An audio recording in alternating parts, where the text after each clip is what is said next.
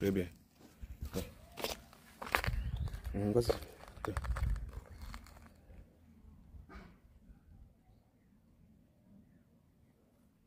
Très bien.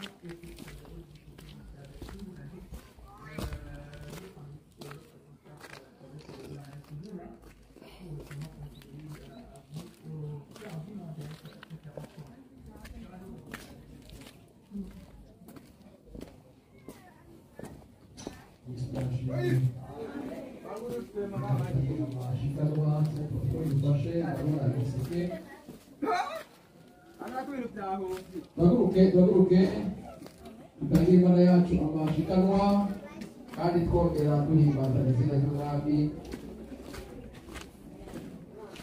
duhimbaza izina ry'umwami wacu Yesu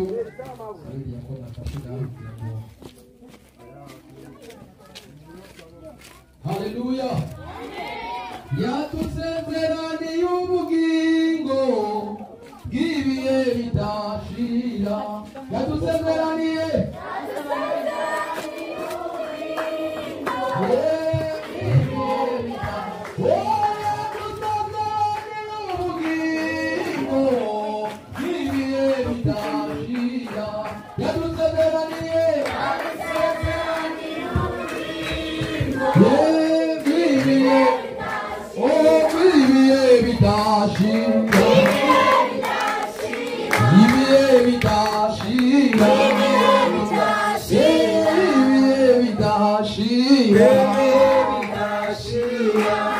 Sawa dusabe abaririmbyi twaze tuzanana bavuye hariya mu gatunguru baze hano imbere tuvuge Yesu umwami wacu mugabo sinkumiriye n'uwundi aza kumva biriko birabiragira muri we urahawe kaze gusa ni hato naho utambira ngaho nyene biragenda neza muri datanze itonda aze hano twira ngo tubane muri uno mwanya yadusezeraniye ubugingo bw'ibihe bidashira shawa siramu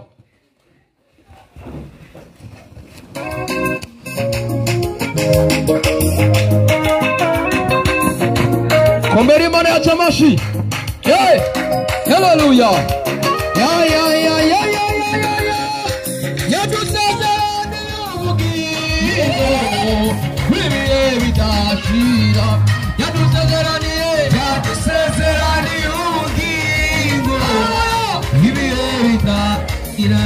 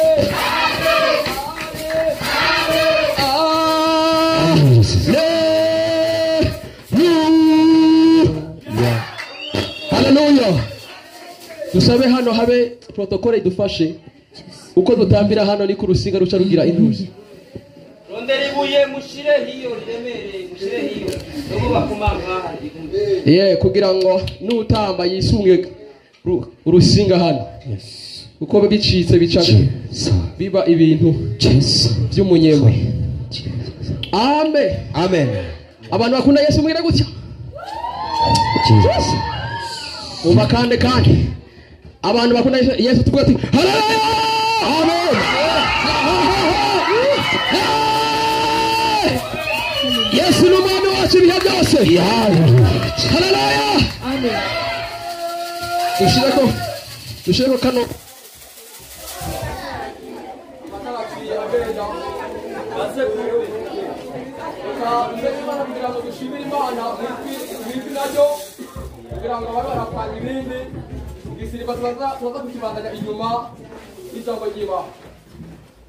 zamura amaboko yawe turagushimiye mwami Yesu mana nyama turagushimiye ku mashikano batanzwe abana bawe mwami barakoresha ibikomeye abicibaro ibihe byose none rero mwami turagushimiye ku muri wese agoroye ukuboko kwiwe aragutanye nk'uko ibyanditswe bivuga mana yera mana yera mana yera mana yera turakweretse ubugira kandi uyu mwanya w'ijambo ryawe ijambo ryawe ritari muri kiri byacu birenge mana ukoresha umukozi wawe ubushobozi bw'ijambo bwihishure ubushobozi bw'ijambo bugaragare mana kwe turagushimiye mu izina rya Yesu Kristo.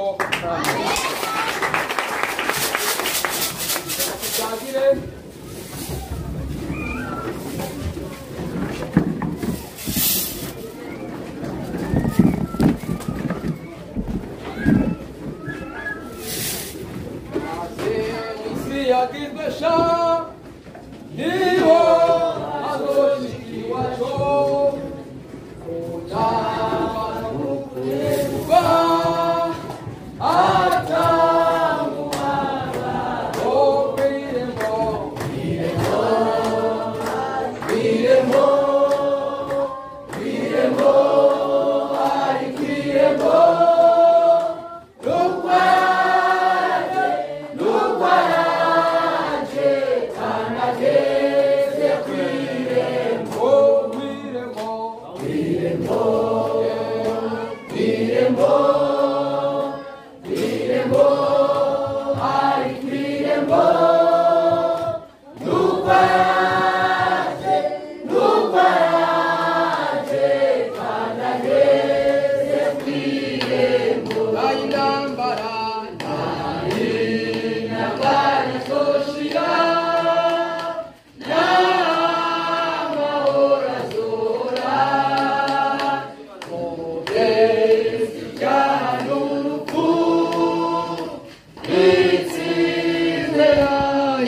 Oh, Quirembo,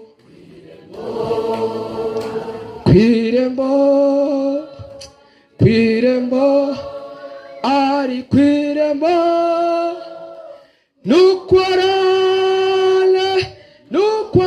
Nuquarale, Candage, Sequire, oh, Quirembo, Quirembo, Quirembo, Ari Quirembo,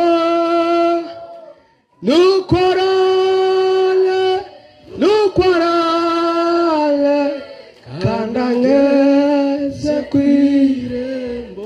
Umwami ageze kw'irembo.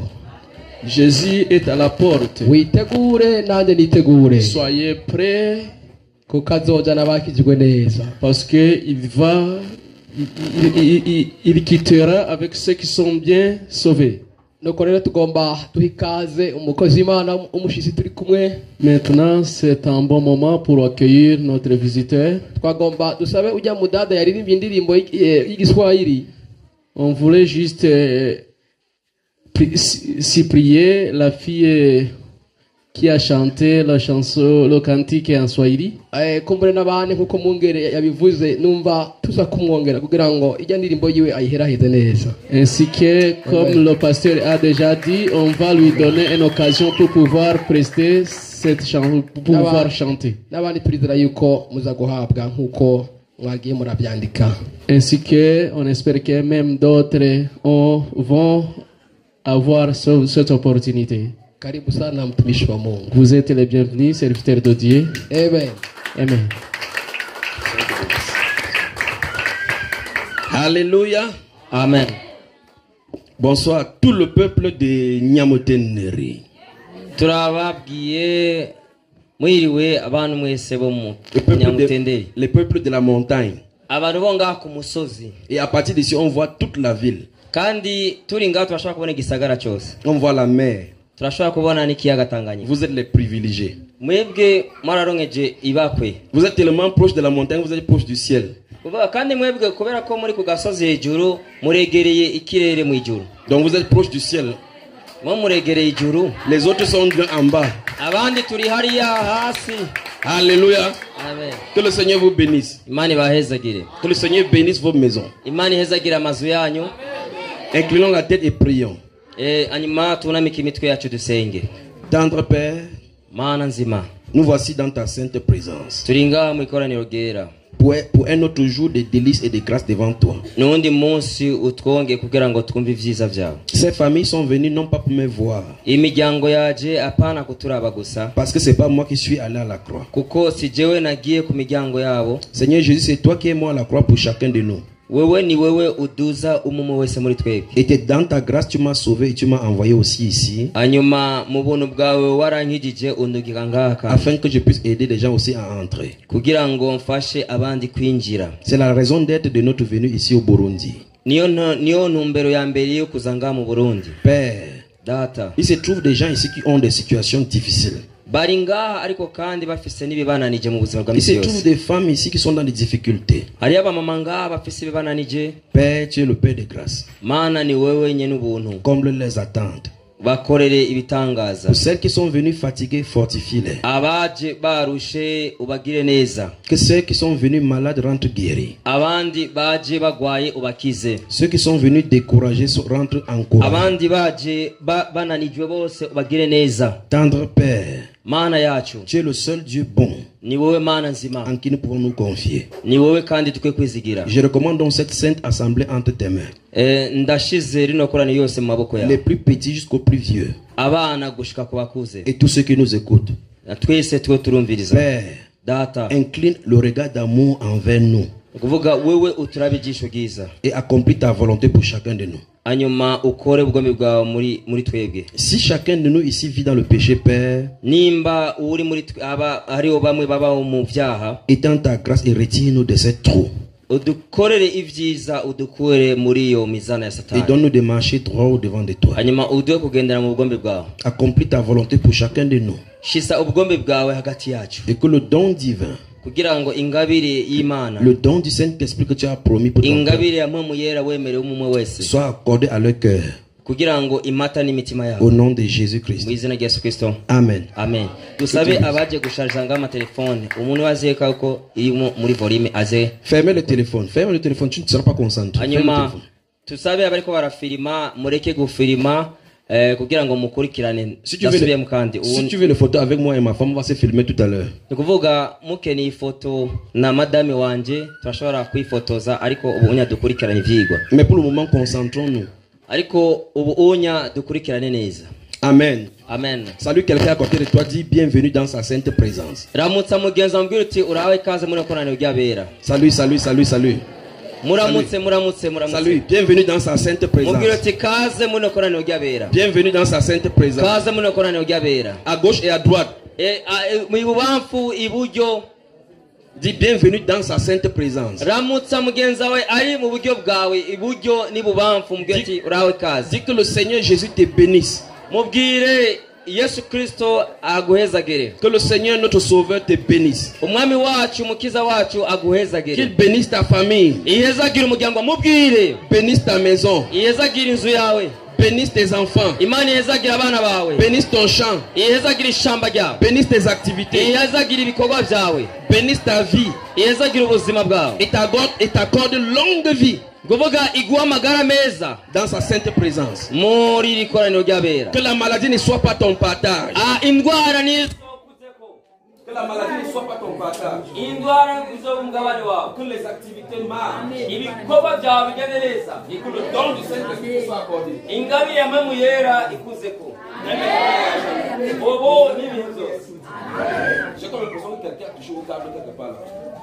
Birashoboka neza ko ari abantu bariko barakora ko twavuze duti kuri urwo rusinga murondere ibuye riremereye murishira ku buryo naho bonyiganze urusinga hariya bigume kujya nyine. N'amatelefone yakije nabisubiyemo amatelefone yakije muze muyazibe cyane muyakuremo.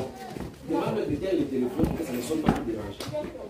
Arabisabye ngo muzime amatelefone yanyu kugira ngo ntibituderanje. Comme ça on se concentre sur le message. Kugira ngo tukurikirane ivyigwa. Parce que quand ton téléphone sonne, kuko telefone yawe niyasona ça te dérange toi et tous les autres à côté de toi. bica bikuderanja wewe n'abandi. Donc Satan t'empêche de suivre et empêche les autres de suivre. Ukuvuga Satani arakubuza wewe gukurikira n'abandi gukurikira. Ne permettez pas que vous soyez un agent de Satan. Rero ni muwe abakozi ba Satani. Amen. Amen. Parce que si le Seigneur Jésus-Christ vient là physiquement, Uba nimba Yesu Kristo yoza ngato mubona même si c'est le gouverneur, nawe yo bari buramatari. un gouverneur chez les hommes, Kuvuga buramatari w'abantu si vous allez dans son bureau, vous allez éteindre votre téléphone. aguhaye mubona none baza ko uzimya telefone kugira ngo C'est la montre que vous le respectez. uyo muramwubaha. Mais quand c'est Jésus, Ariko Yesu chacun fait n'importe quoi. murikorera ivyo mushatse. C'est pas bien. Byo si byiza. Donc quand vous venez pour prier, Iyo mujye gusenga mais éteignez le téléphone zimya telefone pour vous concentrer dans la prière. hanyuma mwebwe mube mu masengesho neza na neza. Parce que si on éteint le téléphone chez les gouverneurs, Nimba mugiye kwa buramatari mukavuga ati reka zimya telefone ni nedanje parce qu'on a peur de lui, kubera ko mutinya. Dieu veut qu'on ait sa crainte Kuvuga Imana yo nayo irashaka yuko tuyitinya. pour montrer le respect qu'on a pour lui. Kugira ngo twerekane yuko tuyubaha. Alors c'est pas normal qu'on soit en train de parler de la parole de Dieu Ariko rero ni bitangaje twe turavuga ijambo ry'Imana. et quelqu'un soit en train de parler au téléphone. Hanyuma ubundi muntu ukaza wumva ariko arandika message cyangwa ariko arandika audio. Quand on fait culte comme ça, Kuvuga dukoze ikoraniro ko oyo. les anges sont là. Abamarayika bari ngaho. Ils prennent juste vos rapports Kuvuga abamarayika barafata raporo et chacun sera jugé selon son Twende œuvre. kudavuganya icyo biko birasubiramo kandi. Kuvuga umwe wese aracika urubanza nk'uko yabikoze. Donc faites attention dans la présence de Dieu. Rero mumere magabo mu ikoraniro ry'abera. Amen. Amen. Est-ce qu'on peut chanter en attendant qu'on arrête? Turashobora kuririmba gatoya mu kurindira yuko badupangira ibintu. Amatelefone yose umunsi musubize bwize ikora tuderaje. Quelle est la chanson comme ça là? Je Yeah. vais chanter toujours comme ça. Ok. Ariyo ngo ijya ndirimbo twaririmbe reka tujyago. Restez assis mes chanteurs. Ah, ok. Restez assis. Loué, loué, loué. Loué. Ça? Et c'est ça, c'est ça. Loué, loué, loué. Loué. Loué, utamubwira amaboko rero. Si loué, loué, loué. Loué, loué, loué. Loué, loué, loué. Loué, loué, loué. Loué, loué, loué. Allez, allez, allez.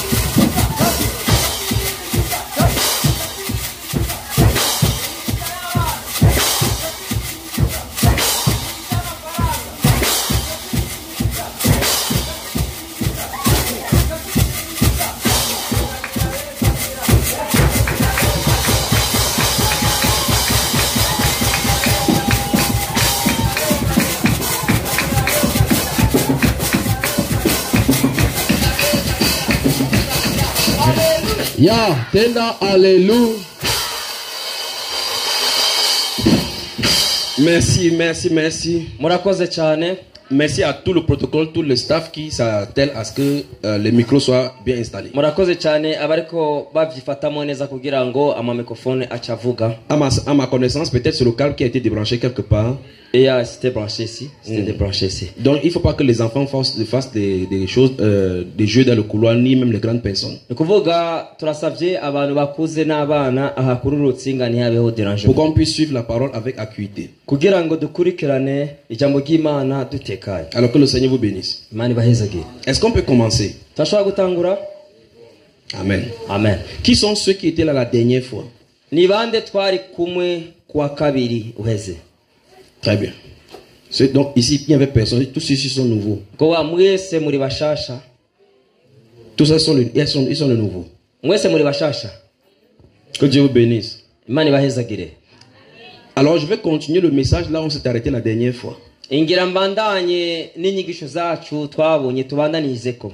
Et ici vous venez d'arriver, il n'y a pas de problème. Nikuvuga naho mwaji uno munsi tutari kumwe kijya gihe nta kibazo. Je vais faire un bref résumé de ce qu'on a vu. Ndaza gusigura muri make ivyo twabonye igihe giheze. Et de là où on s'est arrêté, je vais continuer. Hanyuma aho twagarukiye turaza kubandanya. Si vous êtes là, vous avez des problèmes de santé, ne vous inquiétez pas, on va prier pour vous. Nimba muri ngaho mufise ingorane y'amagara turaza kubasengera ntimugire ikibazo. Et le Seigneur va vous toucher, vous serez guéri. Hanyuma umwami araza kubakoraho kandi muraza gukira mu izina rya Yesu. Alléluia. Amen. Et comme demain on a encore une autre rencontre. Pardon? Comme demain on a encore une autre rencontre. Nejo turafise kandi andi makoraniro nkuko. C'est toujours ici on est censé se rencontrer. Oui. Alors si vous avez des gens qui sont malades, vous pouvez les amener. On va prier. Kuvuga ejo kandi tuzosubira gukorana nkuko rero turabatumiye ufise umugwayi ejo azomuzana. On va prier pour tous ceux qui sont malades, pour tous ceux qui ont des problèmes. On va prier. Et nous comptons sur la grâce du Seigneur pour accomplir ce qu'il a promis dans la Bible. Si vous êtes malade, la maladie ne vient pas de Dieu. Dieu a guéri, t'a déjà guéri au travers de la méthode de Jésus. Imana yarakijije bici imyaka myinshi Imana ikiza n'igihe cya Yesu twarabibonye. Notre rôle en tant que prédicateur c'est de vous connecter à la source de guérison. Ukuvuga twebwe igikorwa cyacu twe nk'abavuga butumwa dukwiye kubahuza n'iryo soko ryo gukiza. Et de vous faire entrer dans ce qui vous est dû. Ukuvuga kubinjiza muri uko gukira. Les promesses de Dieu pour vous c'est la vie éternelle. Amasezerano y'Imana ku bwanyu n'ubuzima budashira. Et dans la vie éternelle il n'y a pas de maladie. Donc le bon plan, Dieu dit je connais les projets que j'ai formés sur vous. Dans Jérémie chapitre 29, les versets 11 à 14, il dit vous m'invoquerez et vous partirez. Vous me chercherez et vous me trouverez. Et vous me trouverez. Car je connais le projet que j'ai formé sur vous. Projet de paix et non de malheur. Afin de vous donner de l'avenir et de l'espérance. Alors si vous avez besoin de l'espérance en Jésus. Parce que Christ Jésus est notre espérance. Dieu a de grandes promesses pour son peuple. En dehors de Jésus, c'est la souffrance. Amen. Amen. Donc soyez concentrés par ce qui sera dit maintenant. Ouvrons nos Bibles alors. Que Dieu vous bénisse. Personne ici dans les Bibles, il venait seulement danser. Je crois qu'il faut tourner le baffe que ça regarde là-bas pour que ça ne prend pas le micro. Oui. Le baffe, sinon ça va crier. Il faut décaler. Oui, très bien, très bien. Comme ça ne doit pas crier sur le micro. Alors je vais recommencer, je vais résumer ce qu'on a vu la dernière fois. Si vous étiez ici la dernière fois, j'avais posé la question, qui est-ce qui aime le Seigneur? Je pose encore la même question, qui est-ce qui aime le Seigneur ici? Levez les mains si vous aimez le Seigneur. umwami nimushire ukuboko hejuru. Vous voyez, les gens qui étaient là lèvent la main en riant, ils savent de quoi il est question. Nukuvuga abantu twari kumwe ngaha barashira ukuboko hejuru bazi n'ivyo bashiri ukuboko hejuru. Ariko abatari ngaha, mais ceux qui ne sont pas au courant de ce qui s'est passé, ils lèvent la main innocemment. Nukuvuga abo tutari kumwe barashira ukuboko hejuru ariko bakekeranya. Si on continue à la deuxième question comme la dernière fois, on va avoir le même problème maintenant. Nukuvuga nitwaja no ku kibazo kigira kabiri turashobora guhura n'igangorane twagize kuwa kabiri uheze. Alors la dernière fois nous avons posé la question de savoir qui est-ce qui aimait le Seigneur. Nukuvuga twarabajije ni bande bakunda Yesu Kristo. Et tous sans exception, tout le monde a levé les mains. Nukuvuga kijya gihe bose barashize ukuboko hejuru. Alors j'ai procédé à la deuxième question. Twaje tubaza ikibazo kigira kabiri. On a choisi une sœur là-bas Nukuvuga twaje dutora umushiki wacu hajya de nous expliquer comment elle sait qu'elle aime le Seigneur. Twaramubajije yari yicaye haga turamubaza ni gute ni afite icyemezo iki cyemeza yuko akunda Imana. Et elle s'est débrouillée tant bien que mal à répondre, n'a pas pu répondre. Nukuvuga yaragerageje kwisigura ariko ntiyashoboye kusigura neza. On a encore choisi une autre, même chose. Twaratoye uwundi yishura kujya nyine. Puis on a choisi un frère qui était ici. Twaje dutora umwe yari yicaye ngaha imbere. Il s'est débrouillé à répondre. Nukuvuga yaragerageje gusigura. Alors j'ai posé la question de savoir combien de personnes avaient lu la Bible depuis ce mardi, là, 7 jours avant. Nukuvuga twaje tubaza ikibazo abantu basomye Bibiliya inshuro zingahe muyinga imwe. On a constaté que durant 7 jours, personne n'avait lu la Bible. Ico gihe muri ico kibazo twasanze abari bakoranye ngaha nka bose batigeze basoma Bibiliya inga yose. Et on a vu que c'était un scandale, c'est une abomination. Twaje tubona neza yuko ari kibazo ku bakristo. Ce qui donne la vie, on dépose de côté. Nukuvuga igitanga ubuzima tugishira pembeni. Alors nous sommes proposés d'aller dans la Bible Twarabatumiye kuja muri Bibiliya pour voir comment Dieu lui considère ceux qu'il aime. kugira ngo tubone Imana yoyo ivuga gute abantu bayikunda. Et ce jour-là, j'ai dit qu'il y a tellement de preuves dans les Saintes Écritures. Pardon? Et ce jour-là, j'ai dit qu'il y a tellement de preuves dans les Saintes Écritures. Twavuze umunsi yuko hari ivyemeza vyinshi mu vyanditse vyera. Et j'ai dit que nous prenions juste 2 preuves. Twafashe gusa ivyemeza bibiri. Parce que là, la question c'est qui est-ce qui aime le Seigneur? Kuko ikibazo cyari cyo kubaza ninde akunda Imana. Nous avons vu que aimer le Seigneur, ça ne veut pas dire j'aime le Seigneur, Seigneur je t'aime, Seigneur je t'aime, Seigneur je t'aime. Kuvuga gukunda Imana si kuvuga ngo ndakunda Imana ndakunda Imana. Alors il était question qu'on regarde dans la Bible qu'est-ce que Dieu dit de ceux qui l'aiment. Byasabye yuko turaba muri Bibiliya ibivugwayo kugira ngo tumenye neza yuko umuntu akunda Imana. En parcourant les Saintes Écritures dans les 2 preuves, Nikuvuga dukurikiranye nikuvuga izo nsiguro zibiri. Nous avons lu premièrement dans le livre de 1 Jean chapitre 5 le verset 3. Mwandike twasomye mu gitabo ca mbere ca Yohana chapitre 5 le verset 3. Nikuvuga igice ca gatanu umurongo wa gatatu. 1 Jean Yohana wa mbere chapitre 5 igice ca gatanu verset 3.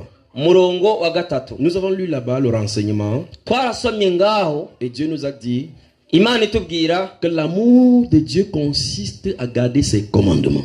kuvuga ugukunda Imana no kwitondera ivyagezo vyayo. Et il continue en disant que ces commandements ne sont pas pénibles. Hanyuma ku gace kako ka B kavuga ati ngo amategeko y'Imana ntagoye. Ces commandements sont les choses qui sont prescrites dans sa parole. Kandi ayo mategeko ni vyanditswe vyera biri mu vyanditswe vyera. Dieu dit que son amour consiste à marcher selon ses commandements. Imana iravuga ngo uwikunda nugendera amabwirizo yayo. Donc pour Dieu, kumana la personne qui dit qu'il l'aime, umuntu yovuga yuko akunda Imana, c'est la personne qui marche d'après ses paroles. No witondera amajambo y'Imana. Et il précise que sa parole, les choses qu'il nous demande de faire ne sont pas difficiles à faire. Kandi Imana ikatubwira yuko ivyo dusaba bitaremereye. Alors si tu es maintenant dans cette salle nimba uri ngaha et que tu penses que tu aimes le Seigneur, ukabuzi neza yuko ukunda Imana, Dieu te dit que ce n'est pas en disant que tu l'aimes que tu l'aimes. Imana nivuga yuko kuyibwira kuyikunda siko kuyikunda. Il est question de confronter ton style de vie à la Bible. Ni ngombwa yuko kuyikunda kwawe bibonekere mu gushira ubugingo bwawe uko Bibiliya bishaka. Donc la question est-ce que j'aime Dieu? Ikibazo rero mbega ndakunda Imana veut dire est-ce que je marche d'après la parole? Bisigura mbe ndajya bijanye n'ijambo. Si on te pose la question est-ce que tu marches d'après les principes de la Bible? Ufungura ibijanye n'uko Bibiliya bivuga. Si tu dis oui, uvuze uti ego et que c'est effectivement vrai, kandi bikaba ari byo, alors depuis le ciel, hanyuma bivuye mu ijuru Dieu dit c'est toi qui l'aimes. Imana ashaka kuvuga yuko ari wowe Alors uyikunda. tu es quelqu'un qui aime Dieu. Wewe uri umuntu akunda Imana. On ne dit pas qu'on aime Dieu seulement par la parole. Nituvuga yuko dukunda Imana gusa mu majambo jambo. Dieu a fixé le standard. Imana yashizeho ibyankenerwa. Et dans la deuxième partie de la preuve, Hanyuma indi nsiguro ya kabiri nous avons lu dans le livre de Jean au chapitre 14, twarasomye mu cete ca Yohana igice ca 14 de verset 18 au verset 22. umurongo wa 18 kuja kuri 22. Jésus a dit, quiconque même garde mes commandements. Yesu aravuga ngo uwunkunda wese niyitondera ivyageze vyanje. Et dans ce verset 20 jusqu'au verset 22, Ku murongo wa 20 kuja kuri 22 il dit, quiconque l'écoute et qui garde ses paroles, kuvuga uwo wese yitondera amabwirizwa yiwe il dit, le Père l'aimera. na data azomukunda Ils viendront faire sa demeure chez lui. kandi azoba muri we. Donc c'est un autre avantage que nous aimions Dieu. Kuvuga akona kandi kaganuke Imana iduha iyo dukunze Imana. Pour que Dieu vienne faire de votre maison son tabernacle. Kugira ngo Imana ihindure umubiri wawe inzu yayo. Et dans le développement que nous avons vu, Hanyuma uko twagiye turabibona mu nyigisho, nous avons lu Proverbes chapitre 3, twarasomeye gitabo cy'imigani igice cya 3 le verset 20 à 24, umurongo wa 20 na 24, où Dieu nous a donné comme renseignement, Imana itubwira si vous prenez la parole, vous serrez dans vos cœurs. kuvuga mufashe ijambo ry'Imana mukashyira mu mitima yanyu, Nous décidons de marcher comme la parole. hanyuma tukagenda nk'uko bikwiye. On ne craindra pas les sorciers. Ni kuvuga ntituzotinya abarozi, Quand on va se coucher, le sommeil sera doux. hanyuma tuzoryama kandi turuhuke. Le Seigneur va veiller sur nous. Yesu Kristo azokesha ku bwacu. Alors si tu dors chez toi, tu es oppressé. Hanyuma nimba woryama iwawe ukaba utegwa, Tu dors, tu rêves comment le porc ou le chien te poursuit. ni kuvuga uryamye ukabona ingurube canke imbwa igukurikira, C'est parce que le Seigneur n'est pas la sécurité de ta maison. ni kubera ko umwami Imana atari inyinzo yawe. Et ceci, c'est parce que tu as négligé la parole. Kandi ibiinya biva kugufata minene ku ijambo La ry'Imana. Bible dit que la parole est l'épée de l'esprit. Bibiliya iravuga ngo ijambo ry'Imana ni inkota ya mpwemu. Donc chacun de vous est responsable de sa vie spirituelle par la parole. Umumo wese akwiye kumena amagabo ku buzima bw'iwe Kristo biciye mu ijambo. Alors nous avons convenu que si vous fermez la Bible, vous ne lisez pas la Bible, Twarabonye neza yuko iyo ugaye Bibiliya yawe ntuyisome, vous n'allez pas savoir ce que Dieu veut de vous.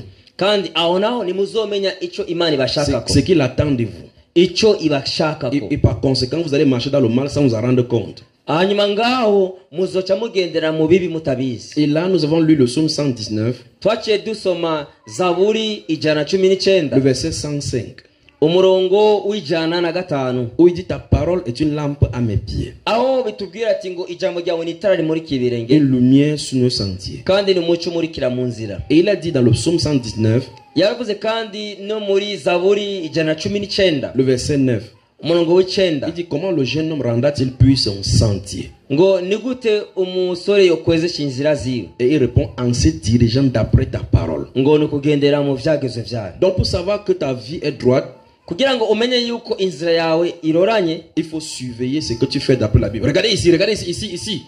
nimuzubare hariya, Ici. nimuzubare hariya, Ici. nimuzubare hariya. Qu'est-ce que vous cherchez là-bas?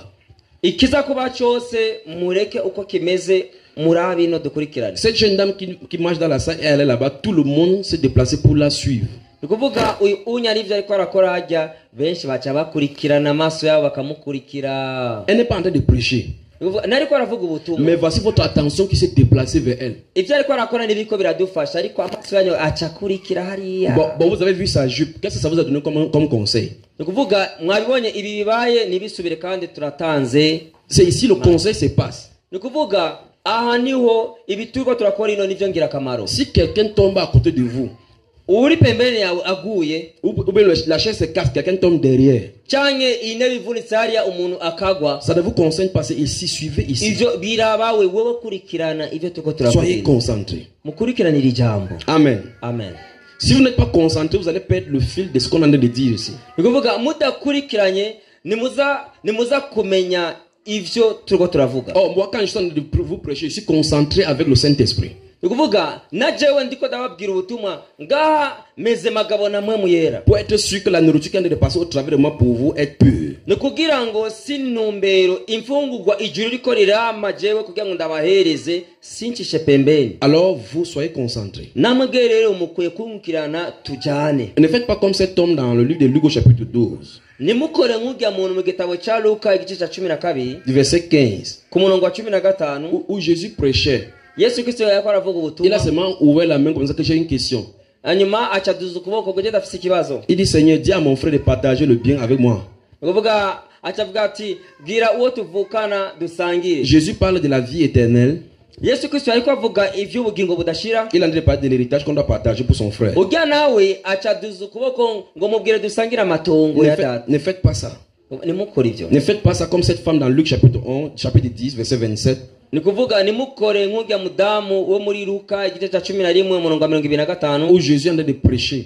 igihe Yesu Kristo yariko aravuga ubutumwa. Une femme commence à dire heureux la femme qui a porté ce genre d'enfant. hanyuma ujya mudamu hakumvira atavuga ati ngo harahiriwe inda yakuvyaye, Heureux les mamelles qui l'ont porté. ngo harahiriwe amabere yakonyeje. Jésus dit hey, arrête cette Yesu histoire. arabata rekana n'ivyo sha. Les pensées de Marie là.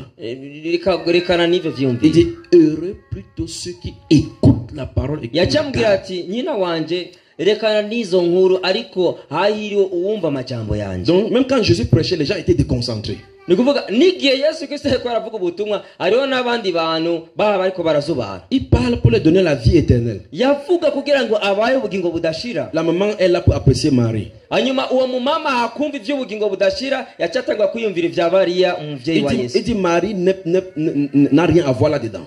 nikuvuga aravuga ati Mariya ntaco yoza kudufasha Que ngaho. soyez concentrés pour avoir la vie éternelle. nikuvuga kurikirana kugira ngo uronke ubugingo budashira. Qui sont mes frères?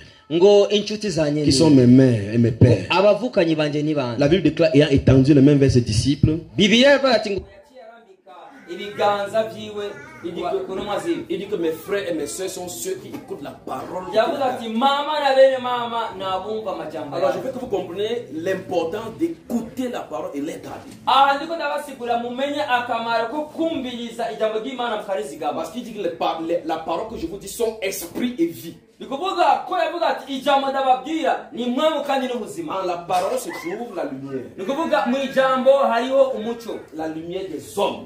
umuco w'abantu. Et donc si vous écoutez la parole, vous n'êtes pas concentré. nikuvuga mutumvirije ijambo nimuza kukurikira neza. La même parole va sortir pour vous sauver, nikuvuga iryo jambo nyene risohoka kugira ngo ribakize, mais votre cœur n'est pas disposé. ariko imitima yanyu itari tayari. Dans Actes des Apôtres chapitre 16, ibyakozwe n'intumwa igice cya 16 verset 15 et suivant. umurongo wa 15 La n'ukurikira. Bible déclare que Paul allait prêcher. Paulo ngo yaragiye kwigisha. Et là où il cherchait les endroits où les gens priaient, nikuvuga ararondera ibibanza abantu bari kwasengeramo. il a trouvé un groupe de femmes qui étaient assises. aca asanga abamama bicaye. Il a commencé à leur parler du royaume de Dieu. acatangura kubabwira iby'ubwami bw'Imana. C'était des marchands de pain, ils vendaient des pains. nikuvuga bari abadandaza b'ibitenge. C'était à côté du marché. nikuvuga hari ku nkengera y'isoko. Paul leur parlait de la repentance et du royaume de Dieu. Paulo arababwira ibyo kwihana n'ubwami bw'Imana. Parmi tout ce groupe de femmes, nikuvuga muri uwo mugwi w'abamama c'est une seule qui était attentive à ce que Paul parlait. umwe gusa niwe yakurikirana ibyo Paulo yariko On aravuga. l'appelle Lydie.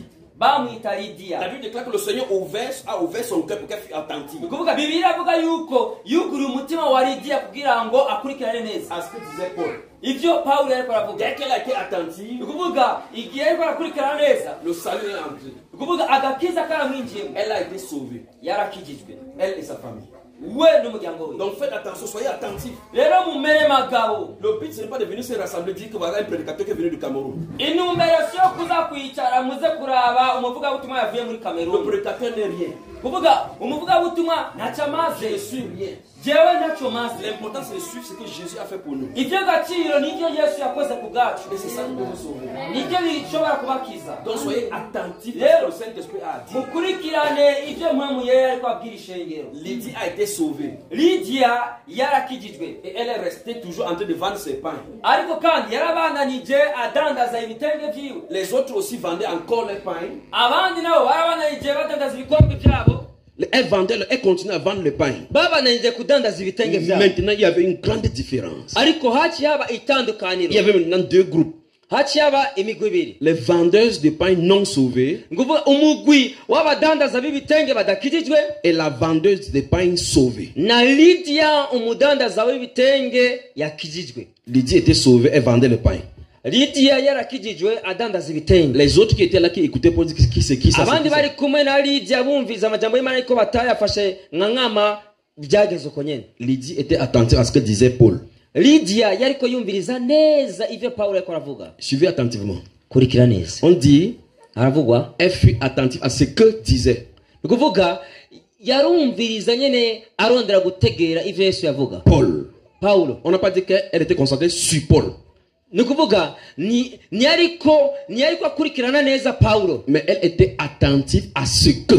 Ariko yakurikirana neza ivyo Ce qui sortait de Paul. ivyasohoka muri Paulo. Elle était concentrée sur le message que Paul apportait. Yariko akurikirana neza ubutumwa bwa Paulo. Donc prêtez oreille. Nukuvuga muduhe amatwi yanyu. Soyez attentifs. Mukurikirane neza. Ne permettez pas que quelque chose vous perturbe.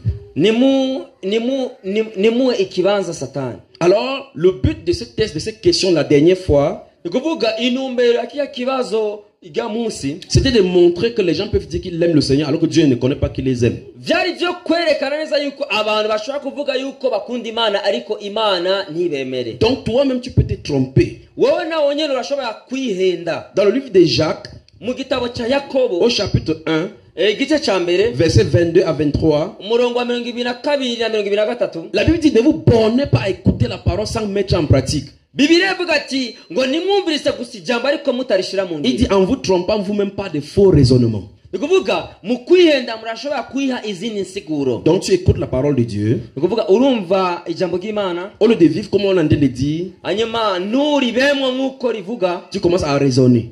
wowe ucitangura kwiyumvira uko wishakiye. La Bible appelle que en faisant ça tu te trompes. Bibiliya ivuga ati ubikoze ivyo onya uba uri Les kuribesha. faux raisonnements. Ukuvuga nububeshi. Donc tu peux te tromper que tu crois.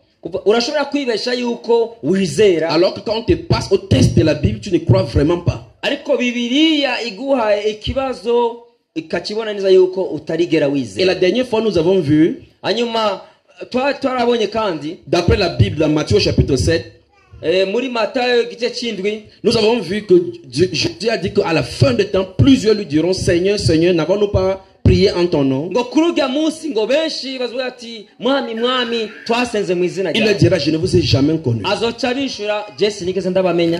Donc voici des gens qui appellent le nom de Jésus. Nguvuga raba abantu bahamagara izina rya Yesu Kristo. Mais Jésus leur dit à la fin que je ne vous ai jamais connu. Ariko Yesu akazobabwira sinigeze ndabamenya. Il dit, éloignez-vous de moi. Avuga ati mviraho.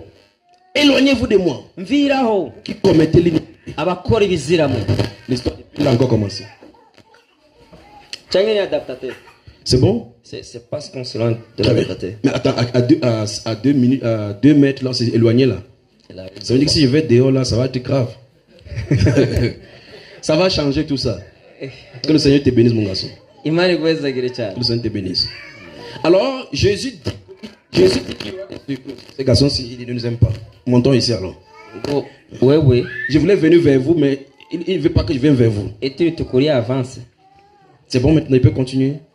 Alors, le Seigneur dit dans Matthieu chapitre 7, Nguvuga muri Matayo igice c'indwi il dit, plusieurs me diront, Seigneur, Seigneur. ngo benshi bazombwira ati mwami mwami Seigneur, j'avais chanté. mwami nararirimba J'avais prié pour les malades. nasengera abagwaye J'avais prophétisé en ton nom. naravugishijwe mu izina ryawe. Jésus va dire, je ne te connais pas. Yesu avuga ati sinigeze kukumenya wewe.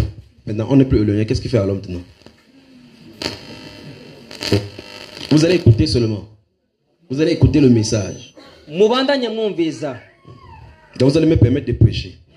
muraza kubandanye mutwumviriza. Dans Saint Matthieu chapitre 7, Muri iki gitabo cya Matayo igice c'indwi le verset 20 à 22, kuvuga umurongo wa 20 na 22 Jésus veut nous dire qu'il y aura des surprises au dernier jour. kuvuga ngo benshi bazotangara. Jésus veut nous parler là qu'il y aura des surprises lors du jugement. Kuvuga Yesu Kristo atubwira ati ngo azobaho gutangara umunsi w'imperuka. Que les gens vont dire, Seigneur, Seigneur, je te connais. Ngo benshi bazavuga ati mwami mwami twari tukuzi. Alors la question maintenant, alors que vous m'entendez maintenant, Kuvuga muri ko muradukurikirana ikibazo ngaha Alors que vous m'entendez maintenant, votre attention ici, ne regardez pas ici. Murabino, ivyo tubabwira murabino. La question c'est, est-ce que quand vous appelez Jésus Seigneur, Seigneur, vous vivez comme il dit?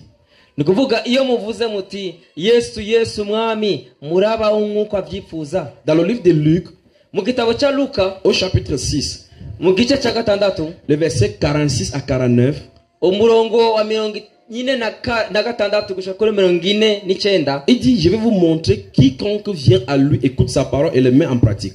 Nikuvuga ndaza kubereka umuntu wese yumviza amajambo yiwe akayashira mu ngiro. Il dit, si vous écoutez sa parole mwumvirije amajambo yiwe et vous mettez en pratique, mukashira mu ngiro, vous êtes comme un homme qui a en conscience sa maison a bien creusé la fondation. Nikuvuga mumeze nk'umuntu yubatse inzu yiwe ku rutare. Creuser Ngo yarimvye arubaka fondation. Et poser la fondation sur le roc. Nikuvuga yubatse inzu yiwe ku rutare. Il dit, les vents peuvent venir sur cette maison. Ngo umuyaga uraza ugakubita iyo nzu, Ça reste ferme. ngo inzu yiwe iguma ihagaze. Parce que ça reste solide. Nikuvuga iguma ikomeye. Parce que c'est posé sur le rocher. Nikuvuga kuko ishinze ku rutare. Donc toute personne qui croit au Seigneur Jésus Umuntu wese yizera Yesu vit d'après la parole, akaba nk'uko ijambo ribivuga, a une fondation sûre d'une foi inébranlable. nikuvuga we afise amatanguriro adashobora kunyiganyizwa. Mais il dit, celui qui vient à lui écoute sa parole et ne la garde pas, Ariko uza akumviza amajambo ntashire mu ngiro, il est comme un insensé qui a creusé une petite fondation nikuvuga ameze nk'ikijuju yubatse inzu yiwe sur du sable. ku musenyi. À la première vague de la mer, Nikuvuga ngo umuyaga gusa uje, la maison tombe en ruine. inzu yiwe yisanga iri hasi. Alors la parole est notre rocher. Kuvuga ijambo ry'Imana nirwo rutare rwacu. Non seulement on doit écouter, Apana gusa kumviriza, mais on doit croire, ariko kwizera, puis vivre d'après elle. hanyuma tubeho nk'uko ribishaka iryo jambo. Dans la vie, tu peux éloigner de n'importe quoi, mais la parole ne doit pas te quitter. Nikuvuga mu buzima urashobora kujya kure y'ibinda, ariko ijambo ry'Imana uzorifate nka nkama. La Bible déclare que la justice et l'équité sont la base de son trône.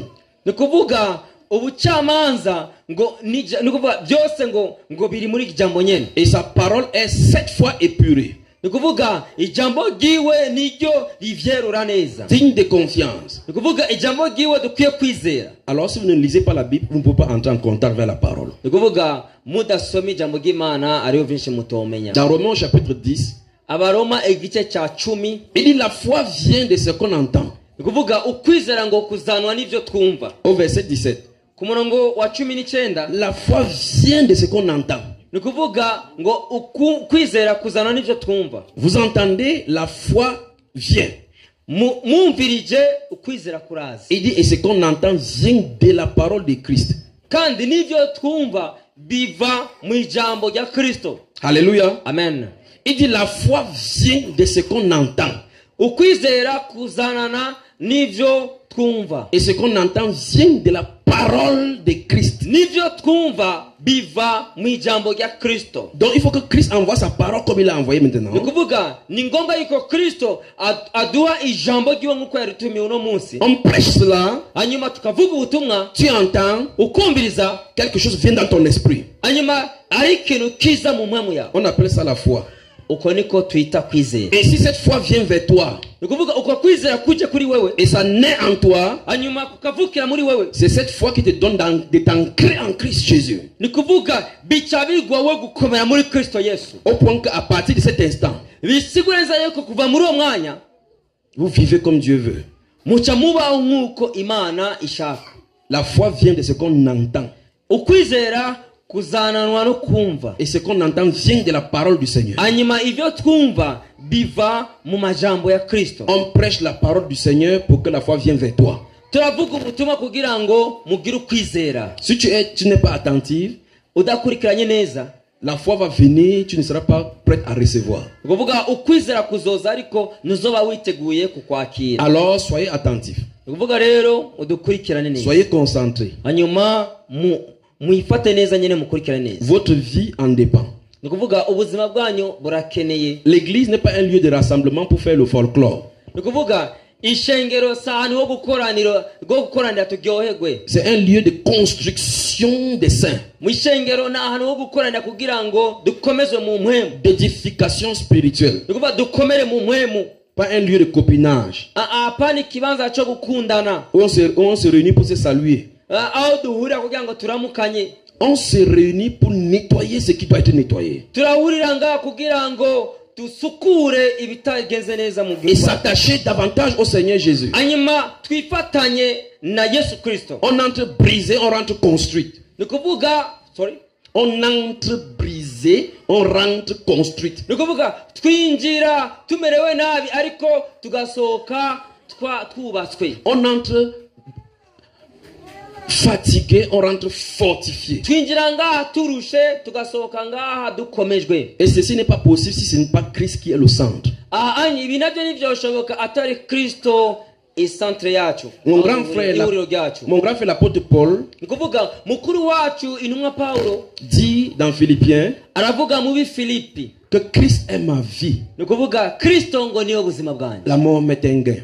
Ni kuvuga ugufa na nyungu. Si vous êtes donc croyant en Christ, la parole doit être le centre de vos activités. Nimba mwizera Yesu Kristo, ijambo ry'Imana rikwiye kuba shimikiro mu bugingo bwanyu. Alors dans le psaume 119, muri Zaburi 119, versets 36, 37 et 38, umurongo wa 36, 37 na 38, David qui était le roi d'Israël, Dawidi yari umwami wa Israeli. Il dit éloigne de ma vue les choses vaines.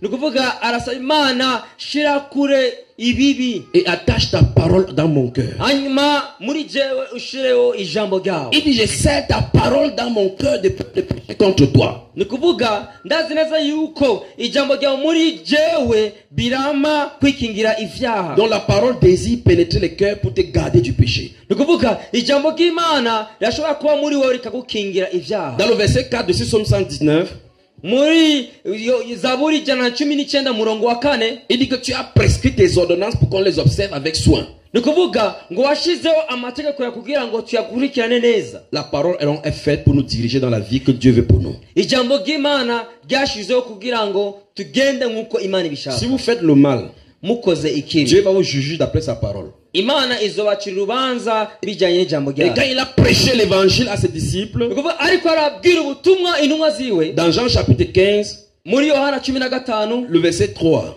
murongo wa 3, je fais l'effort de faire n'importe comment, je cite les passages. Ndiko ndavuga imirongo. Je m'attends à ce que quand je dis Jean chapitre 15, quelqu'un note. Tuba dukeneye kubona abantu tuvuze umurongo bamwe basome abandi bandike. Et après la personne vérifie. Hanyuma mu nyuma muze kuraba neza ibyo twavuze. Il y a des gens qui me regardent comme ça que le Kouga là il dérange. Ariko ari abantu bariko baraturaba gusa. Qui parle trop français, il parle vite. Pardon? Qui parle français, il parle vite. Ngo ariko avuga igifaransa ningoga. Alors le but pour moi de vous donner les références pour que vous notez. Turabaha imirongo kugira ngo mwandike. Et que à la maison quand vous allez réfléchir, quand vous lisez ce qu'on a dit là-bas. Hanyuma ni mwashiki muhira muze gusubiramwo ivyo twize. Pour vous habituer à la parole. Kugira ngo mutangure kwimenyereza ku ijambo. Donc dans Jean chapitre 15 le verset 3, Yohana igice cya 15 umurongo wa 3, Jésus parlant à ses disciples, Yesu abwira abatumwa biwe, dit déjà vous êtes purs. Ni kuvuga ubu unya mwebwe murejejwe à cause de la parole que je vous ai annoncée. Kubw'ijambo nabigishije. Donc quand on annonce la parole, iyo tubwiwe ijambo, quand la parole sort c'est de l'eau pure. Kuvuga ijambo risose n'amazi yeza. Ça purifie de l'iniquité. Ni kuvuga biratweza ivyaha. C'est ce qu'il avait promis dans le livre d'Ézéchiel au chapitre 36. Nico yasezeranye muri Ezekiel igice cya 36 du verset 22 au verset 26. umurongo wa 22 gushika ku murongo wa 26. Il avait promis qu'il devait sortir son peuple du monde. Yasezeranye yuko azokura abantu biwe mu isi. Les laver par la parole. Hanyuma abeze ijambo. Les nettoyer. Abeze. Nettoyer leur cœur. Yezi mitima ya. Puis placer son esprit en eux. Hanyuma ashire muri bo mwemu wiwe. Afin que par son esprit on commence à marcher d'après sa parole. Kugira ngo bice muri mwemu wiwe batangura kugenda nkuko ijambo ribishaka. Alors la parole purifie. Ijambo ry'Imana rireza. La parole accorde la vie. Ijambo riratanga ubuzima. La parole restaure. Ijambo rirahindura. La parole est la lumière. Ijambo n'umucyo. La parole nous garde. Ijambo riraducungera. La parole nous sanctifie. Ijambo riratweza. Tout ce que je viens de citer là. Si vous fermez la Bible, vous mettez sous votre oreiller. Les ténèbres vont vous envahir. Donc il faut lire la Bible. bisaba yuko musoma Bibiliya. Lis avec le désir que Dieu te change. Musome mufise inyota kugira ngo Imana ibahindure. Dans Éphésiens chapitre 4, Abanyefeso igice cya 4 à partir du verset 17, ibiduhere ku murongo wa 17. il dit voici les exhortations que je vous dis. Ngo ibintu ayo mategeko ndabasavye. Il dit que vous qui êtes dans le Seigneur Jésus, Ngo ndabinginga mwebwe muri Kristo Yesu. vous qui vous faites appeler les croyants, Mwebwe mwitwa abakizwa. il dit voici l'ordre que je vous donne. Raba ayo mategeko ndabahaye. Vous ne devez plus Ni mwari mukwiye marcher comme les païens, ni mwari mukwiye kugenda nk'uko abapagani bagenda. qui marchent d'après la vanité de leurs pensées. Ni kuvuga bo bagenda ibivanye n'ivyumviro vyabo. Ils sont ennemis de Dieu N'abansi b'Imana à cause de l'ignorance qui est en eux. kubw'ububi bwabo n'ubujuju bwabo. Donc Dieu met une nette différence entre ceux qui sont en Christ et ceux qui sont de l'extérieur. Ni kuvuga Imana irashiraho itandukaniro ry'abantu bari muri Kristo n'abantu bari hanze. Parce qu'on est sanctifié par la parole. Kuko twejejwe n'ijambo Et on a l'assurance de la vie éternelle promise dans la Bible. kandi turafise n'ivyo twemereye ubugingo budashira ngaho muri Bibiliya. Très bien. Voilà en quelque sorte le bref résumé de ce que nous avons vu dans la première partie. Aho ni muri make ivyo twabonye kuwa kabiri uheze. Comme je suis conscient que beaucoup de personnes habitent un peu loin Kuvuga kubera ko tuzi yuko bamwe muri mwebwe muba kure et que la nuit se fait déjà ressentir, kandi turabona neza yuko ijoro ririko riratwegera. je vais avancer juste dans cette deuxième partie. Turaza kwinjira muri iki gice cya kabiri. Et demain quand on va voir, on va développer cela. Hanyuma ejo kubera ko tuzosubira guhura tuzoca dutsimbataza inyigisho Pour yacu que je finisse ce message, kugira ngo duheraheze buno butumwa. je prie pour chacun de nous Ndasengera umwe wese muri twebwe. et on prie pour que la rosée de Dieu tombe sur ce pays. Turasenga kugira ngo imigisha y'Imana igwe muri kino gihugu. Donc on aura un moment de prière pour le pays, le Burundi, pour que Dieu change des choses. Tuzoronka akanya ko gusengera Uburundi kugira ngo ibintu bimwe bihinduke. Dieu va amener le bouleversement dans tout le tas du Burundi. Imana iraza kuzana ikanguro nihinduka mu gihugu cyose cyo Burundi. Parce que Dieu compte sur son peuple pour l'intercession pour la nation. Nikuvuga Imana iraharura cyane abantu bayo mu guhinduka kw'igihugu. Donc nous allons prier demain pour la nation. Ejo tuzosenga kubw'igihugu. Amen. Amen. Donc dans les quelques minutes qui suivent, je vais juste avancer. Mu minota mikeya gusa reka twinjire. Donc le message que nous voulions voir la dernière fois qu'on n'a pas terminé, Nikuvuga ubutumwa twari kubona umunsi uheze ariko tutabonye. j'avais dit que le message était l'essence du vrai croyant. Nikuvuga bwa butumwa buvuga buti nikuvuga ibimenyetso by'umukristo nyawe. C'est lequel des micros? Ah, les piles du Burundi. Mais on venait de changer ça tout à l'heure, non? Alléluia. Amen. Burundi. Le Seigneur Jésus va secouer le Burundi. Umwami Imana aza kuzana ikanguro mu Burundi. Il va secouer dans tous les sens du terme. Araza kunyiganza mu buryo bwose. Il va secouer. Imana iraza guhindura mu ngambo zose.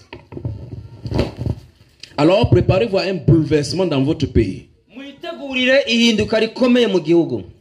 Bouleversement politique, religieux et culturel. Kuvuga ihinduka mu ntwaro, ihinduka mu by'agakiza mu mashengero, ihinduka no mu iterambere mu mico. Il arrive sur le Burundi. Isayaje. On dirait Jésus-Christ est Seigneur. Jésus-Christ n'umukiza. Jésus-Christ est Seigneur. Jésus-Christ n'umukiza. Sur le territoire du Burundi. Kuvuga ku butaka bw'u Burundi. Le soleil de justice se lève. Kuvuga ishiva C'est tout le pays du Burundi. umuco w'izuba uzorasira. Les ténèbres se dissipent. Umwiza uzova. Les sorciers sont dispersés. Abapfumu n'abarozi bazosanzara. Les marabouts sont renversés. Abanyamareba bazosanzara. Les trônes de tout puissant sont renversés. Kuvuga ibitaba kumara byose bizoka. Et Jésus-Christ seul est Seigneur. Kubera ko Yesu Kristo ari umukiza. Alléluia. Haleluya. Le réveil est sur le Burundi et c'est inébranlable. Kuvuga igitondo ciza ku Burundi nta mpinduka. Personne ne peut arrêter cela. Nta muntu ashobora kugihagarika. Le soleil de justice se lève sur le Burundi. Izuba ku Burundi riratse. Jésus de Nazareth visitera le Yesu Burundi. Kristo w'i Nazareti aza kugendera Burundi. Le peuple qui avait soif du Seigneur le verra à l'œuvre. Abantu bafise inyota y'Imana bagiye kubibonesha amaso. L'Esprit du Tout-Puissant parlait le Burundi. Roho y'Imana igiye kuboneka ku Parlera tout le territoire du Burundi. kandi bizotwikira ubutaka bwose bw'u Burundi. Réveillez périssent. zizotanga ubuzima ku L'esprit de Dieu sur toi le Burundi. kuvuga impamvu y'Imana izoba ku Burundi bwose. Le nom du Tout-Puissant est sur toi. izina ry'Imana izuba byose iri hejuru yawe. Jésus de Nazareth est Seigneur. Yesu w'i Nazareti ni umwami w'u Burundi. Le peuple qui était ferme sera fortifié. ubwami abantu bari bafite intege barazogira inkomezi Par la puissance du Seigneur Jésus. biciye mu bubasha bwa Yesu Kristo. L'Esprit de Dieu va souffler sur le Burundi. impamvu y'Imana izogendagenda mu Burundi bwose. Jésus va visiter son peuple par son esprit. Yesu Kristo agiye kugendera Burundi biciye mu mwami. Hey, je peux voir le feu du Saint-Esprit. ndashobora sur les kubona maisons. umuriro mwami uri Je kuragendagenda. peux voir le Saint-Esprit visiter les ndashobora cœurs. kubona mwami yeye agendera abantu. Je peux voir le Seigneur nettoyer les cœurs. ndashobora kubona Imana ikiza imitima y'abantu. Nettoyer les idoles sur le cœur. iriko irakiza imitima y'abantu. Renverser les nuits des iriko maladies. irata hasi indwara. Les nuits des sorciers tombent. amajoro y'abapfumu ariko aragwa Je hasi. peux voir les sorciers fuir. ndashobora kubona abarozi bariko bariruka. Les puissances ténébreuses disparaissent. ndabona umwiza wiruka. Et la puissance du Saint-Esprit secoue le pays. ububasha bw'Imana buriko buranyiganza isi. Burundi, le soleil de justice se lève sur toi. Burundi umucyo w'izuba urabonetse. Du nord au sud, sur tout le hose mu gihugu cyose, sur tout le territoire du pays. ku gihugu cyose, La voix de Dieu retentit. ijwi ry'Imana rirumvikanye Pour dire Jésus-Christ est Seigneur au Burundi. kugira ngo bimenyekane ko Yesu Kristo ari Imana ku Dans Burundi. les cieux, sur la terre, sous la terre. ni ukuvuga mu ijuru, ku isi, Dans les mu coteaux, munsi, hose dans les montagnes. mu misozi, Jésus-Christ est Seigneur. Yesu Kristo ni Umwami.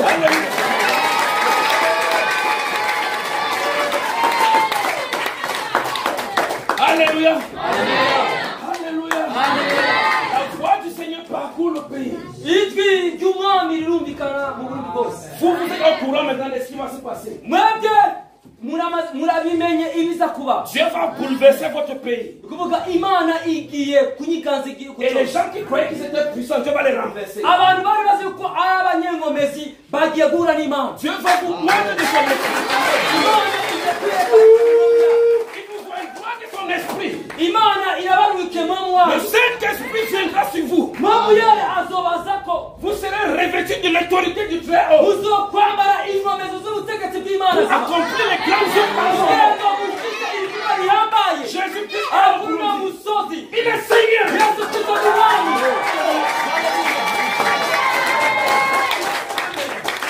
Alléluia. Alléluia. Jésus-Christ visite le Burundi. Yesu Kristo aragendera Burundi. Levons-nous, levons-nous, levons-nous. duhaguruke duhaguruke duhaguruke Levons-nous.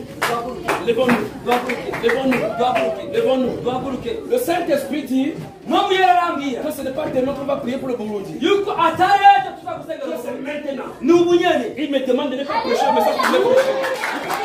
arambwira ati siko kuvuga ubutumwa ari kuvuga ariko dusengera Burundi. Donc je ne continue plus le message. ntituzabukurikirana cyane. C'est demain qu'on va continuer le message. Plaise au Seigneur. Oui, il y en a. Apportez le drapeau. reka tuzanire Le amadarapo drapeau du Burundi. Apportez-moi le drapeau. tugiye gusengera Burundi. Le drapeau du Burundi. Apportez le drapeau du Burundi. Écoutez ce qui se passe. Vous avez vu la pluie qui arrive. Suivez la pluie, suivez la pluie. mwumvise imvura. Écoutez. umviriza. Le Seigneur Jésus balaie la nation du Burundi. umwami Imana ariko arakubura ubutaka bw'Uburundi. L'Esprit de umwami Imana iragira Burundi. le Frère va secouer les dominations. ukuvuga ububasha bw'Imana bugiye kubiganza inkomu mbi. Il renversera les nuits de la sorcellerie. araza kuta hasi inkomu mbi z'abarozi. Les forteresses du péché. ibitandara by'ibyaha. Seigneur, merci pour ces beaux pays. Mana ndagushimira kuvuga Merci pour ce que tu veux faire pour cette nation. ndagushimira kubw'ibyo ugiye gukora ku buri butaka Merci bw'isi. pour ton peuple présent. ndagushimira kubw'abana bawe bari imbere yawe. Qui est-ce que tu as envoyé? aba barungitse Si c'est not ton esprit, nimba atari inkomu pour yawe amener ton peuple à toi. kugira ngo uzane abantu bawe ibawe. Seigneur, purifie-nous de nos iniquités. Mana bese ibyaha byawe. Purifie pas ce pays. bese eza kino gihugu. Et que la puissance de ton tonnerre kugira éclate ngo ububasha bw'induru yawe bwumvikane. pour secouer les tout-puissants. kugira ngo Pour bunyiganze. secouer cette nation. kugira ngo bunyiganze Pour buno butaka. secouer les grandes kugira ngo nations. bunyiganze inkomu zose. Ceux qui dans les ténèbres menacent ce pays. abari mu bwiza babuze amahoro kino gihugu. Qu'ils soient secoués sur les kugira fondations. ngo banyiganze Arrête bategurire. la politique, arrête mettez le drapeau. Reka mutange tange. Si tu veux le drapeau. So drapeau. Si tu veux le drapeau. Uzitange. La nation du Burundi va expérimenter la visitation de l'Esprit. Kuvuga ihanga ry'Uburundi rigiye kubona ibitangaza La by'Imana. nation va expérimenter la visitation de l'Esprit. Alléluia. Alléluia, priez. Musenge. Priez. Priez. Nasenge. Priez. Nasenge. Priez. Senga. Prie pour ton pays. Senga. Prie. Senga igihugu cyawe. Seigneur le Burundi. Senga igihugu cyawe. Seigneur la nation.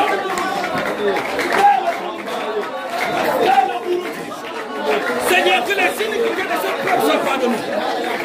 Père le Burundi. Seigneur, nous présentons la nation. Père, nous présentons la nation. Nous présentons la nation. Le Burundi. Père, secoue la nation. Nous te présentons la nation. Nous te présentons la nation.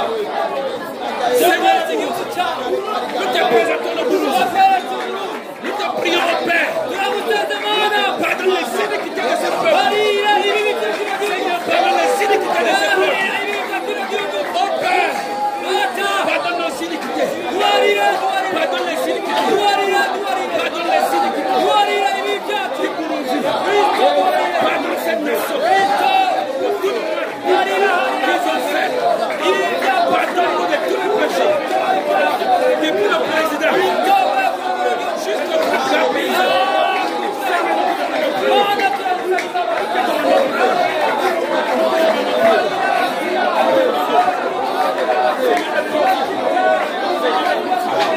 Pardonne-nous, Père. Seigneur, aie pitié. Seigneur, aie pitié. Nous te demandons pardon pour le Burundi. Nous te demandons pardon pour le Burundi. Seigneur, que les péchés de ce pays soient expiés. Nous te demandons pardon pour le sang versé. Pardon pour la nation. Pardon au Père. Nous te demandons pardon. Nous te demandons pardon. Nous te demandons pardon. Nous te demandons pardon. Nous te demandons pardon. Nous te demandons pardon au Père. Nous te demandons pardon. Seigneur, pardon. Pardon pour cette nation. Déchire le ciel et descend dans cette nation. Père, que l'on réveille dans cette nation. Seigneur, nous prions pour ton peuple. Oh Père, que ta miséricorde se donne sur cette nation. Oh Père, Seigneur, étends ta grâce. Étends ta grâce dans cette nation. Dans cette nation. Dans cette nation. Père, nous prions pour le pays. La miséricorde. La miséricorde. La miséricorde sur le pays. La miséricorde. Prie.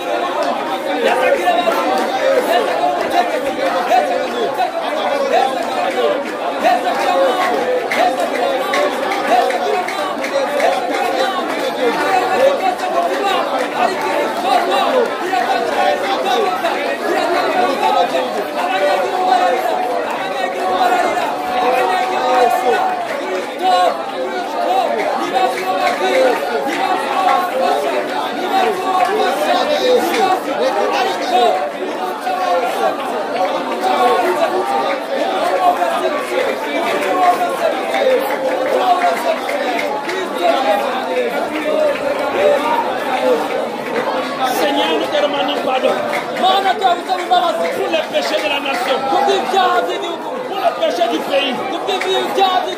Seigneur, le sang versé, le sang innocent. Nous te demandons pardon pour toutes les fois que nous avons péché contre toi. Nous t'avons rejeté. Mais Seigneur, auprès de toi la miséricorde. Amène le rafraîchissement sur le pays. hanyuma uzane imana Seigneur, donne-nous pardonner. tubabarire mana Donne-nous pardonner. tubabarire mana Pardonne à ta nation au Père. hariya igihugu cyawe Pardonne au Père. hariya mwami Pardonne Père. hariya mwami Pour ta nation. igihugu cyawe Seigneur, envoie le rafraîchissement. mana rugika imore Ton esprit balayer cette nation. impamvu yawe Envoie ton esprit sur le pays.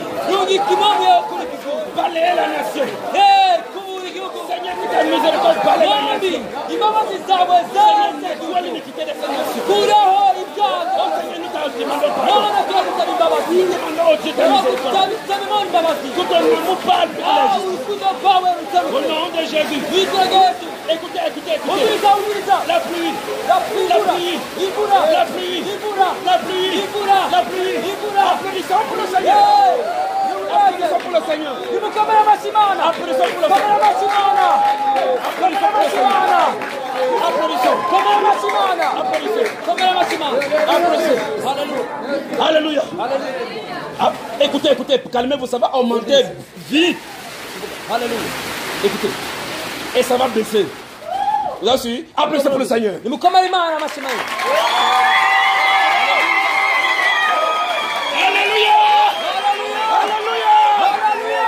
haleluya haleluya Seigneur, merci pour le Burundi. Baba turagushyira ku bw'uburundi Merci pour la nation du Burundi. turagushyira ku bw'igihugu cy'uburundi Calmez-vous, attendez. umviriza umviriza Écoutez, ça va augmenter. Ça va augmenter. Écoutez, Yaza kuyongera. c'est parti maintenant. C'est Yaza parti. kuyongera. Écoutez la pluie. umviriza C'est pour montrer imvura que le Seigneur nettoie l'iniquité du pays. bisigura neza yuko imana yuko irakubura ibibi by'igihugu Écoutez. umviriza umviriza haleluya Attendez. Ça va augmenter iraza kwiyongera subitement. iraza kwiyongera mu Il kanya nous a écoutés. ni ukuvuga yuko Et puis, imana ça, yatwumvise va s'arrêter encore un peu. hanyuma iraza kwiyongera Père, faites déverser le vent du nettoyage. mana turagusabye urungike impwemu yawe yo kukubura haleluya haleluya yes haleluya Merci Seigneur. Disons merci au Seigneur. vuga ati mana turagushima Élevez les mains vers lui, dites-lui merci. duza amaboko yawe uvuga uti mana turagushima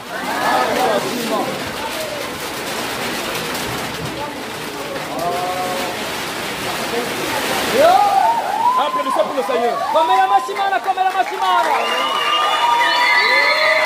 haleluya Alléluia. amen Alléluia. haleluya Amen. amen Écoutez. umviriza L'iniquité du Burundi a expié. ububi bw'uburundi burakuweho Le moment de joie, le moment de restauration arrive sur le Burundi. umwanya w'ihinduka ku burundi urageze Parce que le Seigneur a écouté le cri de son peuple. kuko imana yumvise akamo k'abana bayo Son peuple sera dans la joie. ni kuvuga abantu b'imana bagiye kuba mu munezero Alléluia. haleluya Applaudissons pour le Seigneur. dukomere amashyi mana yacu Alléluia. amena Alléluia. Alléluia. Hey, restez debout. Il y a 3 personnes ici que le Seigneur a demandé que je les appelle. ni kuvuga muhagarare hariyo abantu batatu imana yambwiye yuko ndabahamagara Parce que le Saint-Esprit me dit qu'il y a l'esprit d'intercession sur eux. kuko ijwi ry'imana rirambwira neza yuko hari ibango riri muri bo Ce sont les gens qui pleurent devant le Seigneur. n'abantu barira cyane Qui- bariyo impwemu y'amasengesho muri Qui bo crient devant le Seigneur. ngo bararira cyane imbere y'imana Parce qu'ils désirent le changement. kuko bakeneye ihinduka Ils désirent le changement. barakeneye ihinduka abo Ils bantu désirent le changement. barakeneye ihinduka Ils désirent le changement. barakeneye ihinduka Ils désirent le changement. bakeneye ihinduka Ils désirent le changement. bakeneye ihinduka Ils désirent le changement. bakeneye ihinduka Même mama si ingo voici l'une ici. Hallelujah. Tiens-toi là, ma soeur. Tiens-toi. hagaranga Tiens-toi là. hagaranga Elle a soif de son esprit. arafise inyota y'impwemu Elle a yiwe soif de son esprit. arafise inyota y'impwemu yiwe Elle aime la prière. arakunda amasengesho Elle aime l'esprit du Seigneur. arakunda impwemu y'imana C'est votre soeur, c'est vous qui la connaissez. mwe muramuzi Mais le Saint-Esprit demande qu'on l'appelle. ariko mwe muyera yambwiye ngo Voici le ndamuhamagare deuxième ici, celui-ci. uyu unya shayura Qui est juste devant. uyu unya ari ngaha Le voici. uyu unya ari Faites-le ngaha approcher. mumuzane ngaha Le Seigneur qui connaît. imana Il irakuzi y a une jeune fille de ce côté-ci. hariyo umukobwa La ngaha jeune fille, elle est en Kawel. Elle est en Kawel. afise Une jeune fille en Kawel. Ah! uyu unya afise Là voici. karuvati Ah, là, viens. Là, voilà. Elle a fait la prière dans son cœur tout à l'heure. yagize isengesho ryiwe mu mutima wiwe Pour l'Esprit de Dieu. kubw'impwemu y'imana Est-ce qu'elle parle français, celle-ci? Elle parle français, hein? uravuga igifaransa Mais le Seigneur la connaît. ariko imana iramuzi. Alors voici les gens que le Seigneur a demandé de les appeler. Abanye n'abantu imana yambwiye mpamagare. Parce que leurs intercessions montent jusqu'au ciel. Kuko amasengesho yabo yashyize ku mana. Elles désirent que le Seigneur se manifeste. Ukuvuga bari bakeneye ko imana yiyerekana. Alors étendez les mains vers eux. Ukuvuga mubarambike kw'ibiganza. Priez pour eux. Je vais les imposer la main. Mubasengere arana kwashaka kwa maboko. Mubarambike kw'ibiganza mubarambike kwa maboko. Mubarambike kwa maboko. Yes. Yes. Mubasengere. Kristo. Wewe mwami. Ni wewe ushoboye. Ni wewe mwami. Mana uvuga. Mana werekana. Mana ugira neza. Kristo. Yes. Hallelujah. Our protocol. Hallelujah. Mana nzima. Ni wewe kusema. Ni wewe mwami. Ni wewe mwami. Ni wewe mwami. Ni wewe mwami. Ni wewe mwami. Ni wewe hambaye.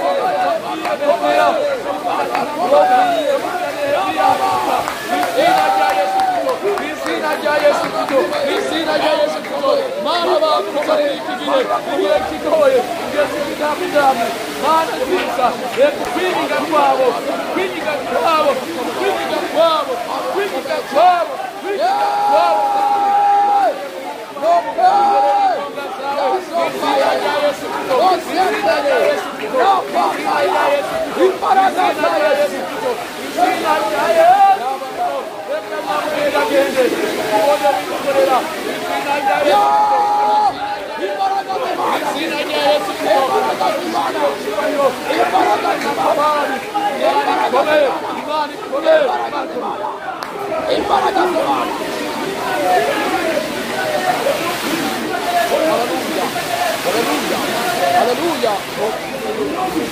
Yes.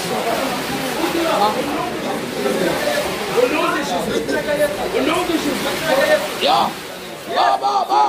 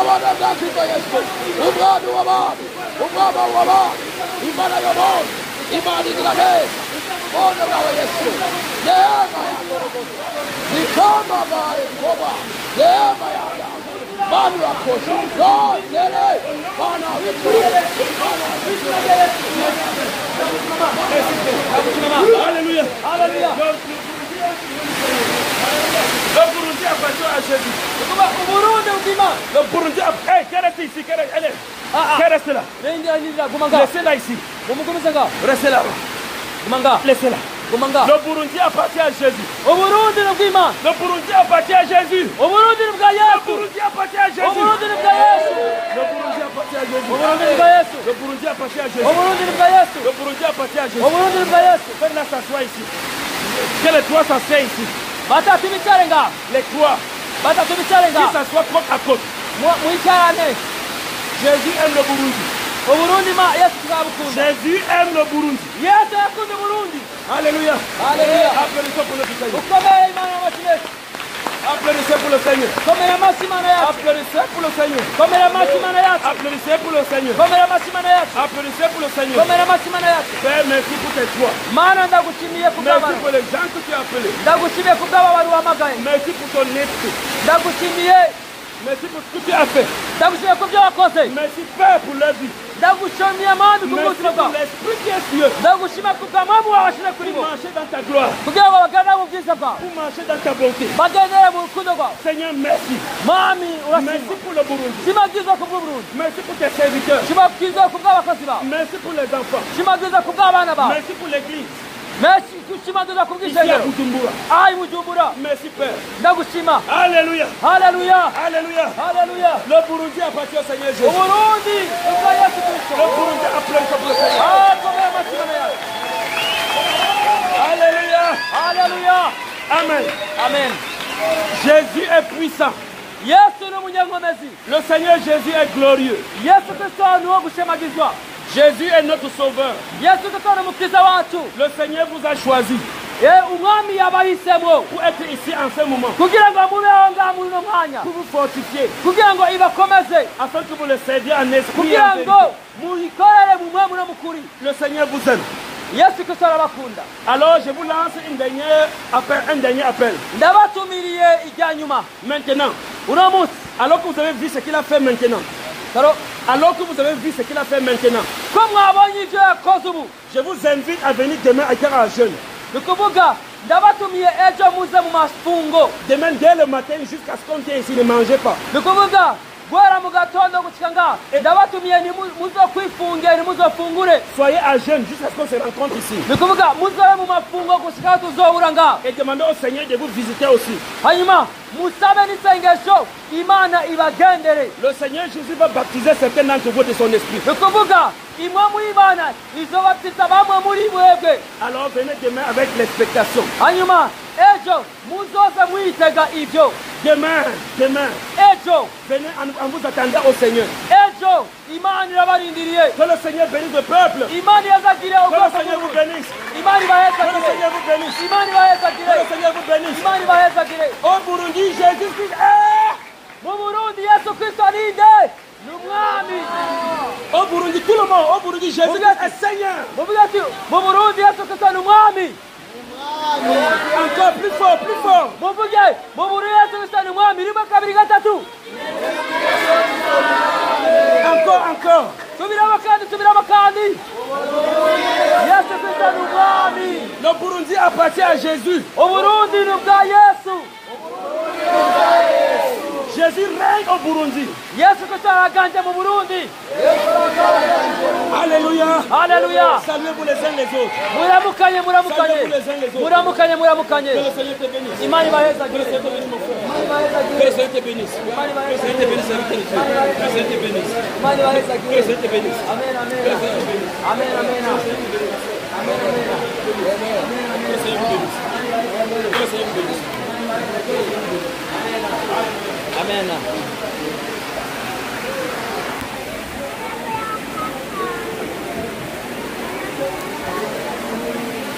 C'est bon. Non, laisse d'abord. Ils vont finir de parler. Ils peuvent danser. S'ils veulent danser, dépose d'abord. Dépose d'abord comme ça. Ils finissent d'abord. Quand ils dansent. Ah, ok. Magnifique.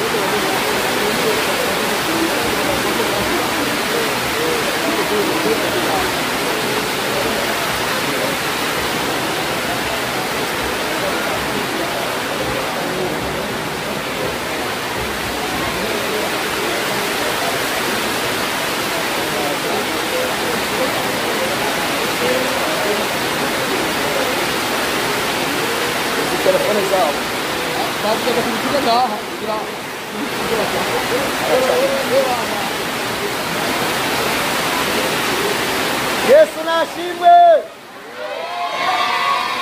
Abanezerewe tuzamura ibiganza. Satani yanka yemera vyabaye. Vyabaye. Yesu araganje. Amen. Turashimira Imana data wa twese. Imana itugiriye neza. Igihugu cyacu cy'u Burundi cyiza gifise amasezerano. Twizere ko Imana igiye guhindura ibihe. Amen. Wewe warugize ibihe utanywa icyayi, wizere neza ko Imana igiye kubikora mu izina rya Yesu. Imana izohezagira ubutaka mu izina rya Yesu. Wewe ugira ukwizera, utangure kurima kuko imvura iraguye, uzokwimbura mu izina rya Yesu.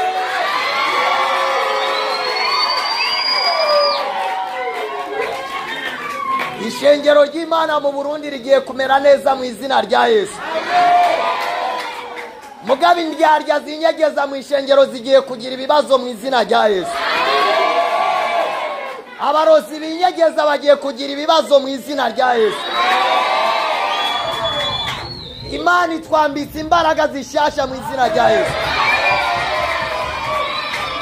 Ibidasanzwe bigiye gukoreka. Amen. Rero hamwe n'ivyo ku bantu bo ngaha muri no micungararo, turindire gatoya naho Regidezo yigirishije ibi, imvura ihise, amatara araza mu izina rya Yesu. Kandi amatara niyaza harerekanwa filime y'imvuga butumwa, filime ya Yesu n'izindi filime mu izina rya Yesu.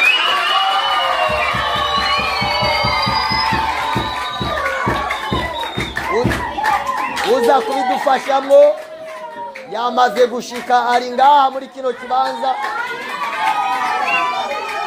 Igisigaye rero nuko tuvyifatamwo neza. Umviriza kugira tubane neza. Biza kuba mu rutonde rwiza. Akajagari ntako dushaka. Kandi umuntu wese afise agasakoshi na telefone yiwe, yirinde bene mama kuko aba bose si bene data.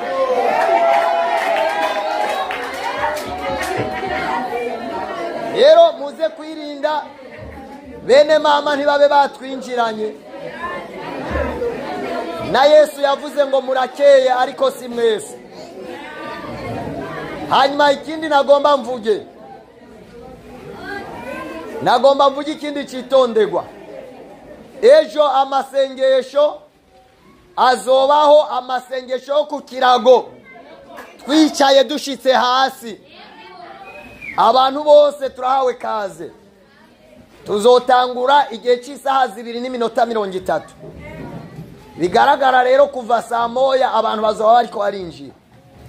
Wewe rero ni wacere kukamenyera kuza ya masaha ya saa 4, uzoza usanga ikibanza cuzuye. Jo gituma rero turabahamagariye, tuzogerageza kugira ngo isaha 5-6 ku Kaburungu tuzobe duhejeje. Hanyuma ikindi naco, isaha 8 ku Kaburungu ejo igikorane kizoba gitanguye. abashitsi bacu rero b'abaririmbyi batarose akanya ko kuririmba n'abakarose tuze dushike kare kugira ngo umuvugabutumwa wacu tuze tumuhe umwanya mwiza w'ijambo n'umwanya wo gusengera abantu. Amen. Ndazi mpwemu yera azobagenderera mu izina rya Yesu. Mpwemu yera azokora ibitangaza bidasanzwe bizokoreka. Yavuze ngo abafise abagwaye muze mubazane. Rero uzumuzane kugira ngo twicare dutekane. Rero turabaye kaze tuze dutangure kare kugira ngo tuze tumuhe umwanya kare avuga ubutumwa yongera asengera abantu abaririmbyi bamaze kuririmba. Amen. Amen. Ejo dufise urufatiro rwiza rw'amasengesho mu gatondo kubera dusanzwe dufise programme yuko kuwa gatandatu igihe cyose urangiza ukwezi twama dufise amasengesho yo kwisonzesha ngaha kwishengero ryo kunyamutenderi. Rero abantu bose bo ngaha kwishengero bose tuzoba twibereye mu masengesho. Murabizi ko ariko twama tubigenza tuzoza gufungura isaha 12 niyo kamere yacu kuri uno munsi urangiza kinzi nk'abanyentege nke mugabo abanyenkomezi muriho abanyenkomezi muriho. Ejo n'umunsi w'amasengesho dufise urufatiro rw'amajambo y'Imana aboneka mu gitabo ca Yosuwa ibice 5 n'umurongo w'9 nigo rufatiro rw'amasengesho dufise. Amen. Rero turabahaye ikaze mwese tuzoba turi ngaha twese twumve amajambo y'Imana kandi bizogenda neza mu izina rya Yesu. Amen. Vuga tejo Yesu azodukorera twese. Munyiganzo mubwire ngo Yesu azodukorera twese. Ibidasanzwe bizokoreka. Rero turabatumiriye muri ayo masengesho. Kandi n'umuvugabutumwa yavuze ngo abo bishobokera bose tuzoze twisonzesheje kugera ku mugoroba tube mu kirere cyiza cyo gusenga. Abazobikora ni bande tuzamure. Nibaza ko atamuntu wo kunyamutenderi numwe yosigara. Aya ejo namasengesho birazwi ico nico cyayitwinwera kunyamutenderi. Amen. Rero nuko niko bimeze ndazi ko hari abashitsi bazoze ejo mu gatondo n'abandi abo ku murago hari abamaze gushika n'abandi bazoze ejo no mu gatunguru hari abazoshike ejo n'abaranga. Rero twese tuze tubane nyakubana. Amen. Rero niyo matangazo twari dufise cyangwa ibimenyeshejwe. Rero hamwe n'ivyo tugomba duse n'abapfunyiriza ngaha ariko Imana yo mu ijuru na mpwemu yera nakorere kuri bajya abantu bakora muri Regidezo baturungikira umuyaga nkuba mu izina rya Yesu. Turinde kuba telefona cyangwa tubahamagare. Tuba telefone. Gira allo. Ni murungika umuyaga nkuba. Turawukeneye. Duhaguruke rero dusenga Imana dupfunyirize ngaha. Twamaze kwa telefona mukanya barawurungika. Murorere mwihangane. Duhaguruke rero tuduze isengesho.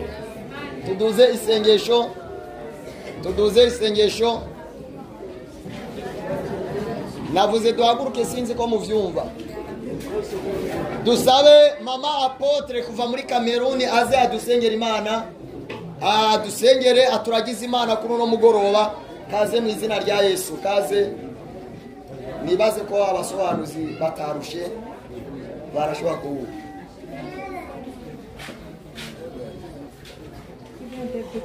Je parle en français tout simplement. Non, je parle en français.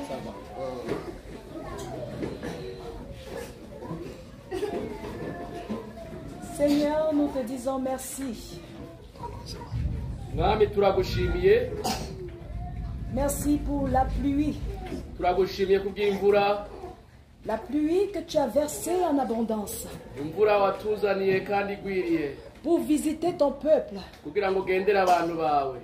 Pour susciter des personnes. Kugira ngo uhamagarira abantu. Dans cette nation. muri iki gihugu pour purifier kugira ngo ushobore kubabagara kwezwa cette nation, uheze kino gihugu pour utiliser bakukoreshe ton peuple abantu bawe dans cette nation. muri iki gihugu.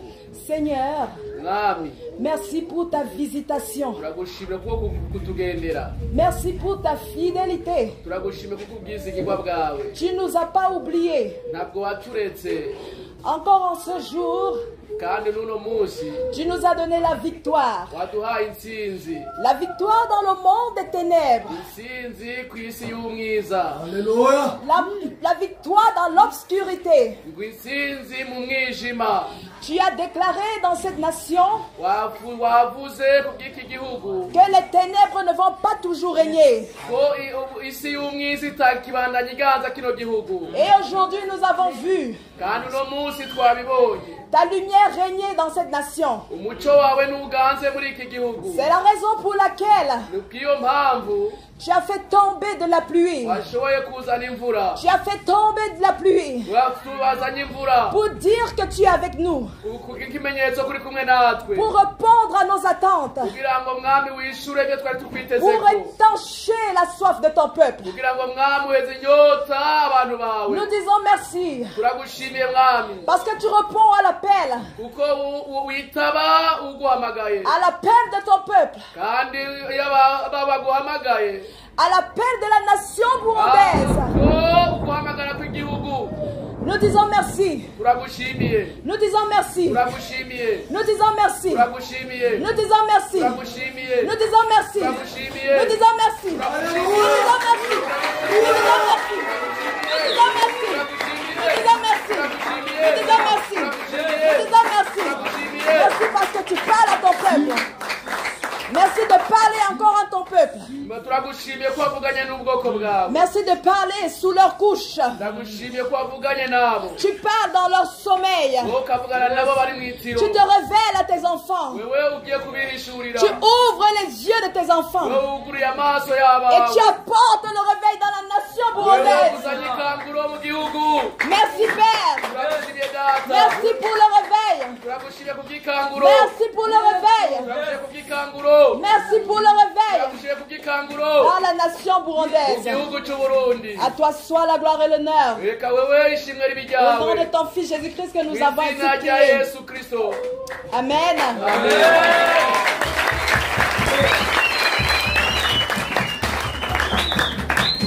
hanyuma abana bo ku ishengero ryose ry'inyamutendera, abamama abapapa bose bo ngaha bose bace baguma ngaha kuri iki kibanza kugira ngo tuyage akamwana wa mama Yesu abahezage.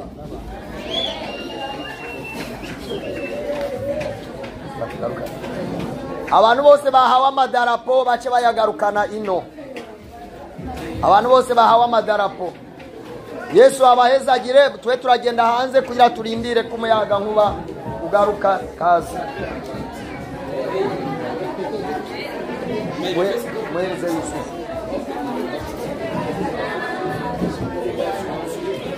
Yusufu.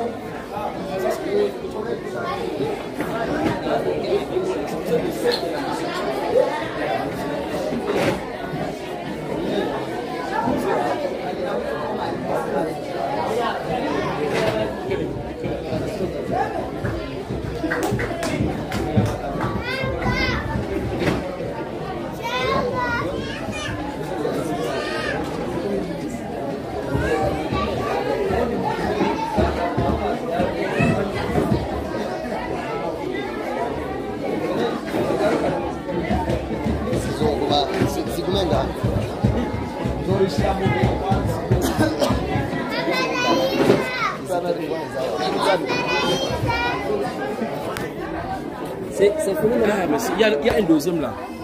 Je vais lui dire. Merci beaucoup. Merci.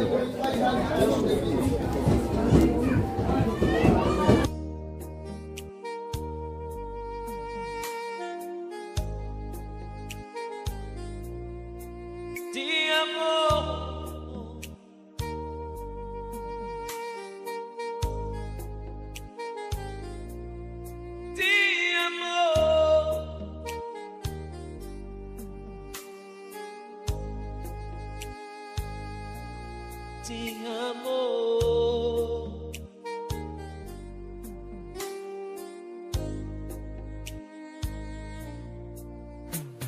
Seigneur, ti amo dans ma vie. Seigneur, ti amo dans ma vie. Seigneur, ti amo dans ma vie. Seigneur, ti amo dans ma vie. Yahweh, ti amo dans ma vie. Yahweh, dis un simple mot dans ma vie. Yahweh, dis un mot dans ma vie. Yahweh.